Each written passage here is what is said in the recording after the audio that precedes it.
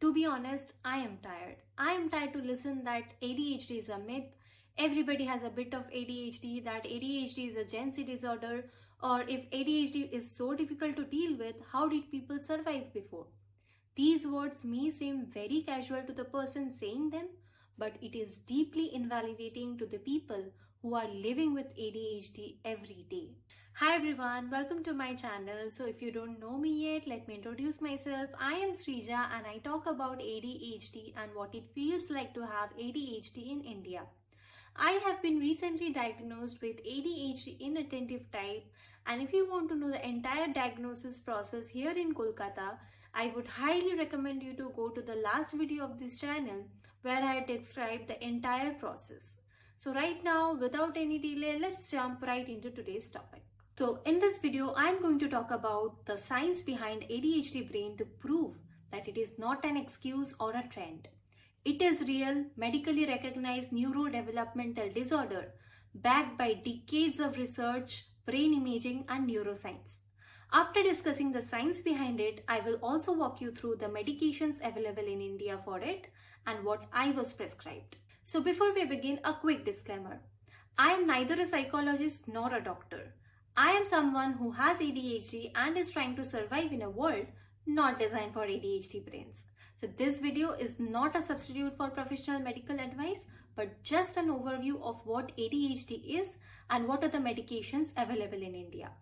What medicine is right for you should always come from a doctor. To understand how the medications of ADHD work, we need to fully understand what happens inside an ADHD brain. So ADHD mainly involves the differences in regulating the chemical messengers called dopamine and norepinephrine. So these are nothing but neurotransmitters. So what is a neurotransmitter? So the word neuro means brain and transmitter is something that transmits. So these are chemicals that transmits messages between the brain cells. So these messages play an important role in functions like focusing, staying calm, staying happy, or doing some simple actions like lifting your hand. There are two brain regions which are important here. The first one is the prefrontal cortex, which is located right at the front behind your forehead. It is also called the CEO of the brain because it helps in planning, focusing, holding temporary information, which is also called the working memory. Like for example, remembering a phone number long enough to type it, just how a computer RAM works. It also helps in impulse control, managing behavior, and many other functions. And the second part is called the basal ganglia, which is located deep inside the brain. It deals with motivation and reward, whether something is interesting enough to pursue. It also helps in growing any habit or doing any routine tasks. So both these regions are heavily dependent on dopamine and norepinephrine. ADHD brains do not necessarily produce less dopamine. They produce enough. But the issue here is the brain pulls the dopamine back really fast through something called transporter. And this happens even before the dopamine can transmit the message to the next brain cell. Because it is taken back so fast, the signal becomes weak. Even though your brain produces enough dopamine, it doesn't stay long enough for a message to get delivered where it needs to go. Therefore, there is always shortage of dopamine. So the basal ganglia mostly depends on dopamine, whereas norepinephrine needs a balance of both dopamine and norepinephrine. And since in an ADHD brain this balance gets disrupted, we struggle with planning, focusing, growing any habit or working memory or poor decision making. Now there's another term called reuptake. Reuptake is the same thing that pulls the dopamine back, which we talked about. Now that we are familiar with all the medical terms that are required to understand the working of an ADHD medication, let's talk about the schedules of medicines available as per the Drugs and Cosmetics Act of India. ADHD medications fall under the following three schedules: Schedule X, H and H1. Among them, Schedule X are the strictest because they have high abuse potential and not all pharmacies can sell it. The pharmacy needs to have a special Schedule X selling license, and they are also asked to keep these prescription records for years. Refill is also not allowed without a new prescription. Schedule H are the normal prescription only medications just like any antibiotics or anti-diabetics, and Schedule H1 falls in between these two. They are of moderate risk. Now coming to the functional categories of ADHD medicines. There are three functional categories: stimulants, non-stimulants, and other off-label ADHD medications. So starting with the stimulants, these stimulates the central nervous system and increases the brain activity directly. In India, the only stimulant available is methylphenidate, and it falls under the Schedule X category, and that's why it is very tightly controlled and only sold in authorized pharmacies. It comes under the brand names like Inspiral, Advise, Concerta, Ritalin, etc. The other stimulants are amphetamine and Lisdex amphetamines like Adderall, Vyvanse, but they are not allowed in India. Methylphenidate is a dopamine and norepinephrine reuptake inhibitor. So this is the same topic which we discussed few minutes ago, that it inhibits or stops the reuptake of these chemical messengers. That's why it helps in focus, impulse control, and motivation. Methylphenidate comes in two forms. First one is the instant release, which works within 20 to 30 minutes, but it lasts up to 3 to 5 hours, requiring multiple doses a day. The second one is the extended release, which lasts up to 8 to 12 hours and makes it ideal for school or work. The starting dose is around 5 to 10 mg, and then it is adjusted based on individual response. The common side effects include irritability, decreased appetite, insomnia, increased heart rate, increased blood pressure. So it is very important for you to highlight if you have any blood pressure or heart issues to your doctor. The next category is called the non-stimulants. They do not cause any euphoria or any rapid stimulation. They are also not Schedule X, but they are Schedule H medications. They work by increasing norepinephrine in certain brain pathways, and they also require a bit more time to work, about 2 or 4 weeks. The most commonly prescribed non-stimulant in India is atomoxetine. It is a selective norepinephrine reuptake inhibitor, also called NRI.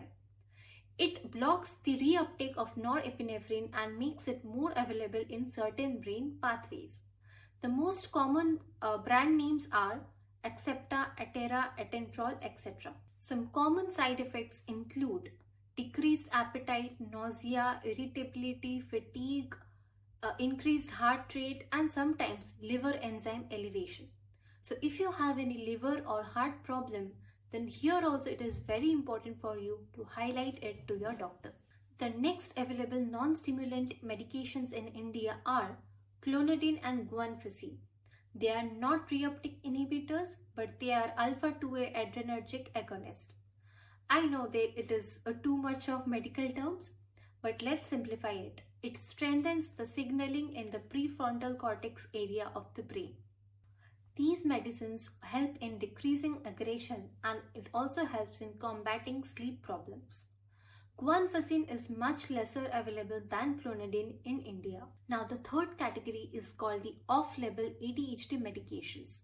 So this is the category which is not primarily built for ADHD but are used when stimulants and non-stimulants are not working. Examples include bupropion. It is a dopamine norepinephrine reuptake inhibitor, and other examples include the tricyclic antidepressants like imipramine, desipramine, nortriptyline, and modafinil. And some of these medications fall under the Schedule H1 category. Now I want to share my ADHD medication journey. Along with ADHD, I was also diagnosed with severe anxiety. So with ADHD medications, I was also prescribed one anxiety medication called Tranxiety. So at first I was given atomoxetine and I started with around 10 mg. At that dosage, I did not notice much, just a bit of decreased appetite and decreased sleep. Then my doctor asked me to switch to 18 mg, and that's where I started noticing the side effects. My sleep was decreased, my appetite was reduced a lot, and I experienced dry mouth and my morning urine was dark yellow.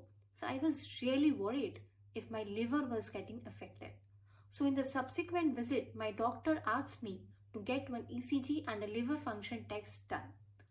Thankfully, everything was normal. So the initial 10 mg dosage I took for around 2 weeks, and then the 18 mg I took for a month.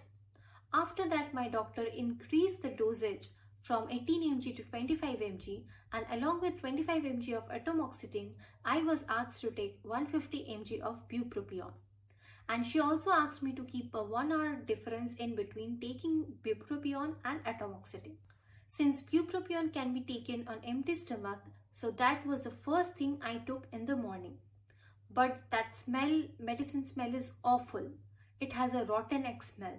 So I had to mentally prepare myself for the first 15 minutes to take that medicine because I have extreme sensitivity to bad taste and bad smell.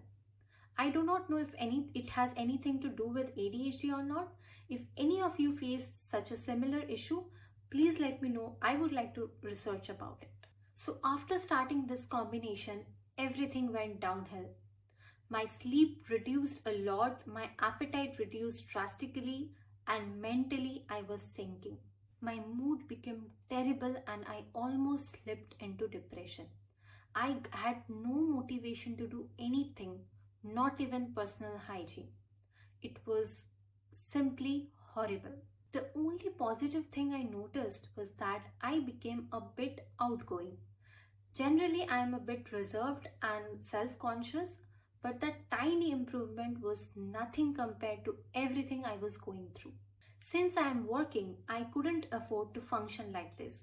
So I switched back to 18 mg atomoxetine along with 150 mg bupropion. But even then, nothing much improved. The only improvement I saw was my sleep improved a bit, but my mood was still terrible. But I would like to mention one thing. On some days, I used to forget taking medications, and anybody with ADHD would definitely relate to this. Some days I forgot, some days I took it late. But I noticed that whenever I took it late, I faced much more problems with my sleep. So taking atomoxetine in the morning is what really worked for me. So I wouldn't give the complete blame to the medications, but ADHD is again the problem. So I continued that combination for a month, and the medicines which I bought after my last doctor's visit recently got over. So since the last 3-4 days, I had to completely stop taking it. I had no other option. But right after stopping it, I can see a huge change in my mood and mental health. I can no longer feel that cloud over my mind. My mood is not terrible at all, and I'm not feeling that much depressed. And hence I started creating this video.